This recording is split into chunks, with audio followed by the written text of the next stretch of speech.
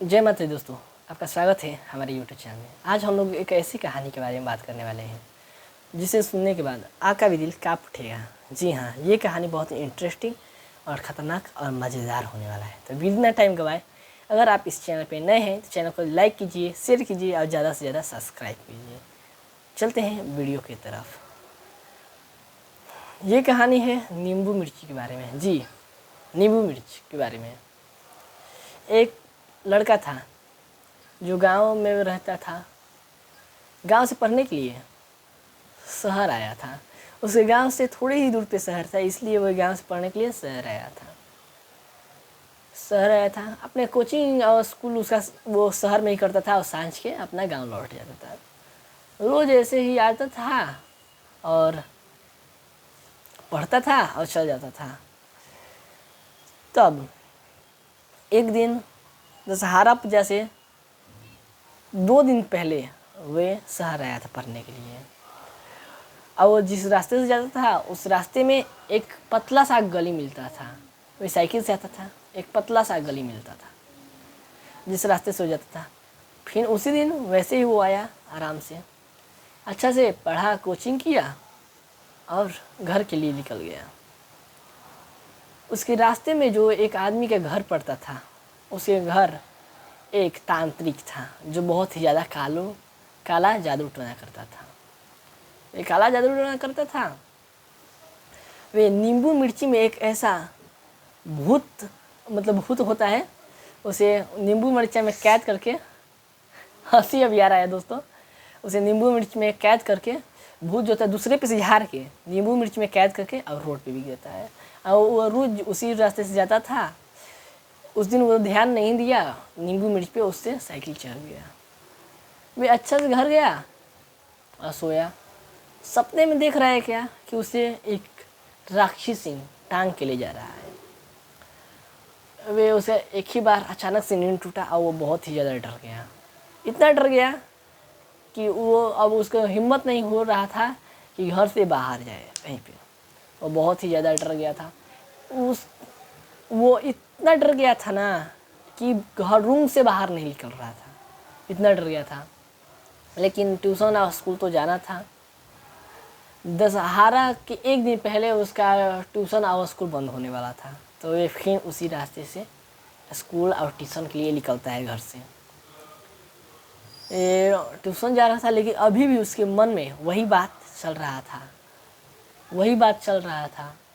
Tuition गया, पढ़ा और आया, घर आया और ये बहुत ही ज़्यादा डरा था। उसके गांव के 2-4 दोस्त पूछे, क्यों तुम ऐसे हरकत कर रहे हो, किसी से जल्दी बात नहीं कर रहे हो और थोड़ा डरे लग रहे हो। वो वहाँ पर कुछ नहीं बोला और फिर अपने घर आया। तो उसके घर के भी आदमी यही सवाल पूछे, तुम आजकल बहुत ही अजीब हरकत कर रहे हो। तो वे कहा कि मैं अपने स्कूल करके घर जब लौट रहा था तो रास्ते में एक नींबू मिर्च मिली, उसमें मेरा पैर पड़ गया और उसी टाइम से मेरे साथ गजीब हो रहा है। जब रात को सो रहा हूँ मुझे एक राक्षसी टांग के ले जा रही है। तो वो बहुत डर गया कि आखिर ऐसा क्या हुआ कि इतना इति हुआ। फिर उस रात को वो सोता और सुबह में उठा तो वो अपने आप को पाया कि वे थोड़ा सा 5-6 साल उसका उम्र ज़्यादा हो गया है। वे ये सोचा, एक दिन में 5-6 साल उम्र ज़्यादा होना बहुत ही बड़ी बात है। तो वे उस रात को उठा तो देखा कि 5-6 साल उम्र उसका ज़्यादा हो गया है।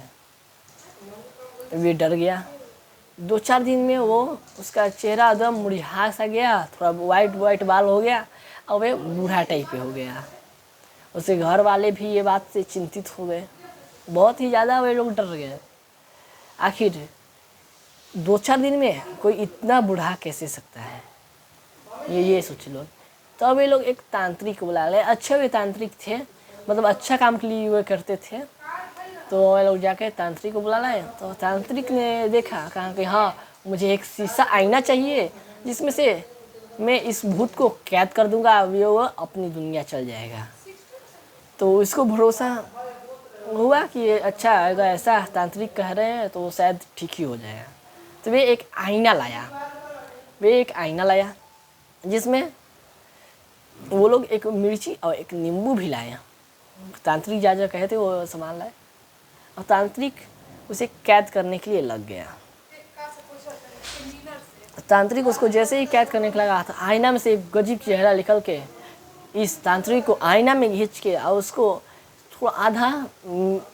आधा मुआ दी थी, थोड़ा सा और उसे मार दी तो वही तांत्रिक मर जाता। तो फिर तांत्रिक को शीशा में से अचानक से बाहर हुई, तो तांत्रिक ने बहुत डर गया। तांत्रिक कहा ये मेरी बस की बात नहीं, आप लोग इसे दूसरे ठेंग ले जाइए क्योंकि ये मुझसे नहीं हो पाएगा, क्योंकि ये जो राक्षसीन है ये बहुत ही शक्तिशाली है। ये सुनने के बाद उसके घर के लोग बहुत ही ज़्यादा डर गए, इतना डर गए कि वो अब लोग सोच नहीं रहे थे कि अब हम क्या करें। तो थोड़ा 1-2 दिन बाद वो बहुत ही ज़्यादा बूढ़ा हो गया। तब उसे गांव के लोग उसे बताया कि वहाँ पे एक तांत्रिक है, वहाँ पे अब जाइए, आपका काम जरूर हो जाएगा। वहाँ पे वो गया, उसके घर वाले वहाँ पे गए और उस तांत्रिक को वो अपने घर लाए। घर लाने के बाद उनको ये सारा बात बताया गया। तो ये कहा अच्छा, अगर ऐसा बात है तो इसमें बहुत ही टाइम लगेगा, और हाँ, और इस आदमी के पास उतना टाइम नहीं है जिसे हम लोग इसे ठीक कर सकें। तो ये बहुत इसके घर के आदमी चिंतित हो गया, कहा बाबा आप कैसे भी बचा लीजिए। तो ये कहा ठीक है, मैं ट्राई करता हूँ, अगर ऐसा होता है तो मैं ज़रूर कर दूँगा।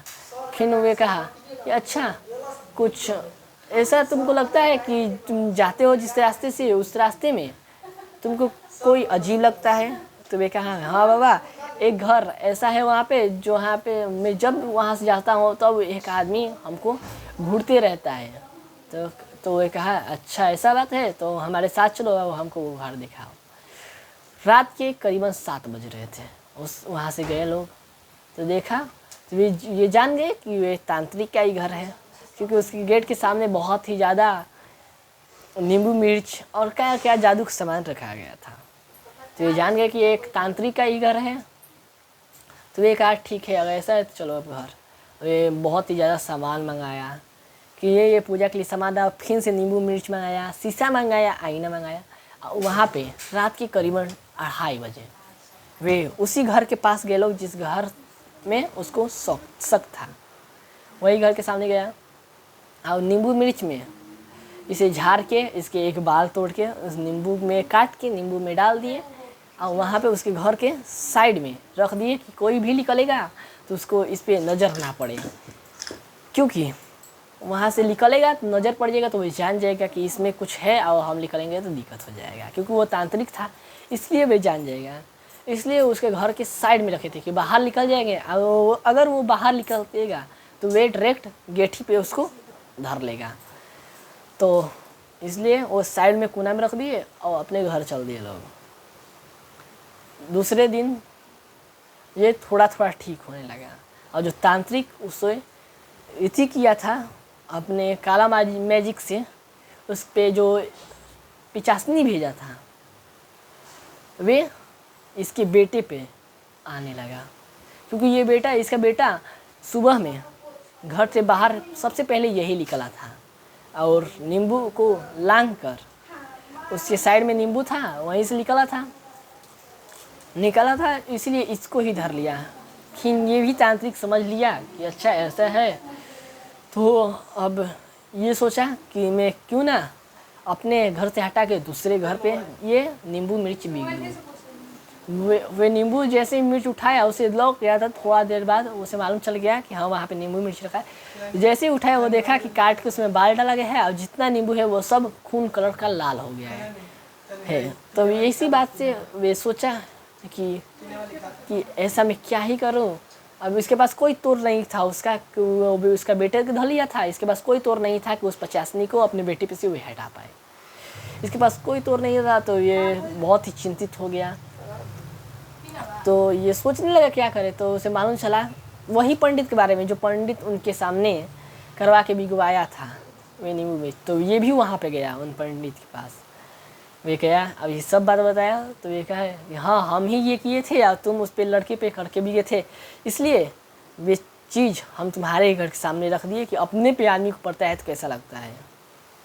इसीलिए तो वे बहुत ही रोया।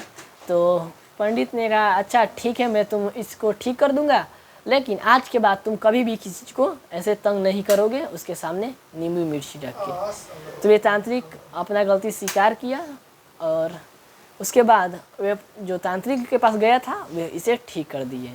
उसके बाद दोनों को ठीक हो गया लोग। उसके बाद यहीं पे कहानी ख़त्म हो गया।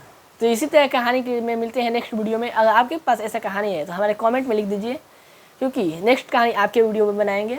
तो मिलते हैं नेक्स्ट वीडियो में, तब तक के लिए वंदे मातरम।